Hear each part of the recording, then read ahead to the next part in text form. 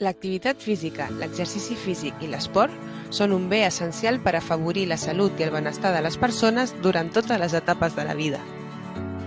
Ja que el 2021 serà un any olímpic, professores i professors d'educació física del grup de treball del Pla Català d'Esport a l'Escola, amb la col·laboració de diverses escoles, el Consell Esportiu del Maresme i amb el suport de l'Ajuntament de Mataró, impulsen una iniciativa per a que tots els alumnes d'infantil, primària, secundària i batxillerat s'activin realitzant activitats per aconseguir un objectiu comú.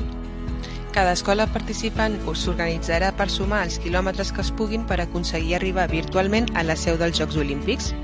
Setmanalment l'escola que hagi sumat els quilòmetres establerts passarà el testimoni a una altra escola participant. Entre totes i tots haurem de sumar 10.385 quilòmetres.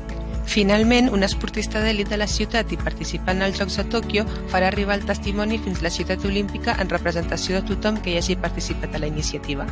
Ens hi posem?